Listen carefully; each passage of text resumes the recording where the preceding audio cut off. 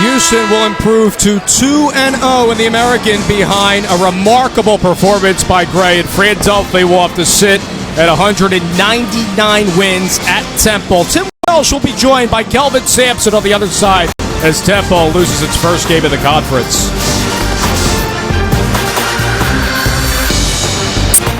Behind Gray's 23 points, takes it over Temple by 27 here in Philadelphia. Now Tim Welsh standing by with the victorious coach Kelvin Sampson. Kelvin, impressive road win today. What was the key to today's win?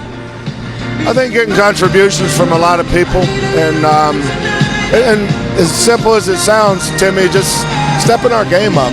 You know, we've played well, but we haven't played a team. You know, it's coming off a big road win against Cincinnati, and I think that really helped get our guys ready. You know, Temple's got great tradition. It's on the road. They're coming home after a big win, but you know, we've got a good team. You know, I don't know that we have a great player, but we've got a lot of guys that can make a play for us, and this will give us a little bump going forward. You know, you talked about your defense before the game as evolving, but I thought they were very impressive today. What were you most impressed about with your defense? I think our man-to-man was good. It was got us on a good start. Then they started hurting us on some drives. I didn't think our bigs were getting over quick enough. The way to stay out of foul trouble is be in the right position. And you get your work done early. But once we got to the zone, you know, we forced them into a jump shot shooting team. And then when they're shooting jump shots, that usually means it's longer rebounds. And longer rebounds means that LeBron Barnes and Dot and Rob Gray and our guards now are involved in the rebounding game because we don't have big, strong guys inside. So we had to get our defense to a point where we made them a jump shot shooting team. I don't think a lot of people around the country know how good your guards are. How good are they? Well, I think they're getting better. There's been games that they're not very good, but Ronnie Johnson, you know, he's a talented kid, and when he's locked in and focused, you know, you saw what he can do today. His quickness is a factor, and then Rob Gray and Dotson made 5 threes the last game. He got in foul trouble, wasn't really a factor, but LeBron Barnes comes off the bench, makes some big plays and rebounds the ball. So collectively, we've got good guards. It's just don't matter which night who's going to step up. Thanks, Kelvin. Thanks, Tim. What a performance by the Houston Cougars, shooting a terrific 54% in the game to Temple's pallid 34%. A dismal 3 of 23 for the Owls. The worst performance from 3 this year. Just 13% of the game. Houston led by Gray, the JUCO transfer, 23 points. 8 of 15 from the field, 3 of 6 from 3. And as Coach Sampson alluded to, Johnson as well with 17 points for Houston. A dismal performance by Temple as they beat Cincinnati on Tuesday by 7. As we take a look at the highlights in this matchup, Gray was phenomenal for the Cougars with his 23. Well, Rob Gray is basically unguardable. When you give him a little space on the perimeter, he's going to knock down shots, and then if you come up tight on him, he has the ability with both hands not only to get to the rim and get to the free throw line, but he's got that medium game, the floater. I don't know how you stop this man. You've got to send some doubles at him, but then when you do, he's got his backcourt mate, Ronnie Johnson. Floaters, toughness on defense, just tremendous confidence, energy, and toughness. And from the get-go today, they just blitzed Temple from all spots on the floor. Houston is a very good basketball team.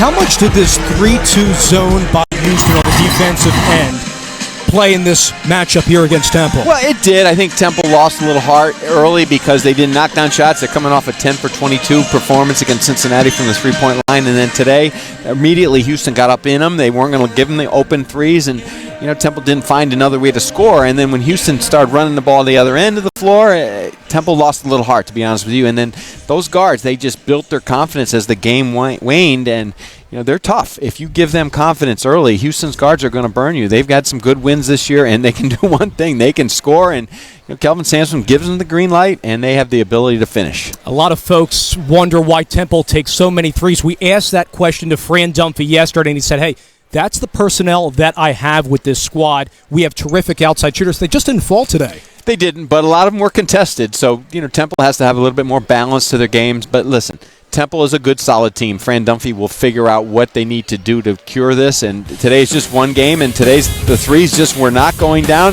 Give Houston credit defensively where credit is due. They changed defenses and kept Temple off balance. They made sure they got out and contested. They didn't give him a lot of second chance opportunities. They made him, Temple's got to make some threes. Today they didn't get many easy looks, and then when they didn't, Houston ran it right down their throat on the other end of the floor. And Houston is terrific defending the three. They have limited opponents to just 28% from three-point land. Temple came in shooting about 32% from 7 three-pointers per game. As we take a look at Houston's upcoming schedule, they're going to be challenged here. Well, they are, and this is a very good league.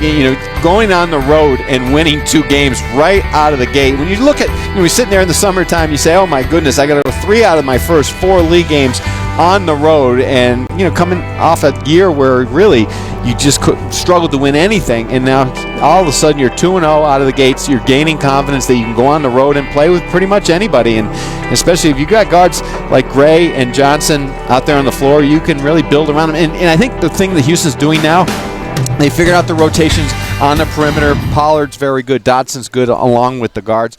But also their bigs. They're just moving the pieces around. Newell's played solid up front, and their bigs aren't great, Houston, but they have a few guys. They know how to use them.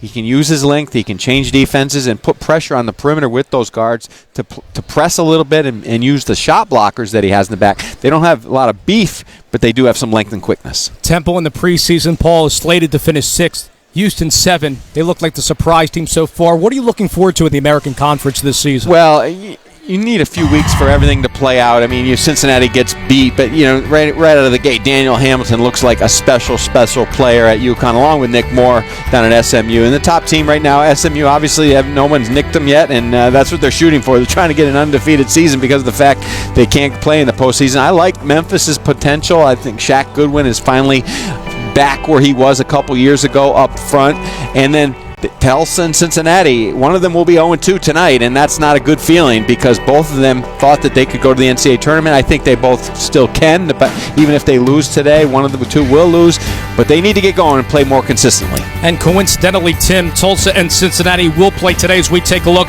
at the games that are following this one here. Cincinnati still ranked 22. South Carolina's undefeated. That's a non-conference matchup.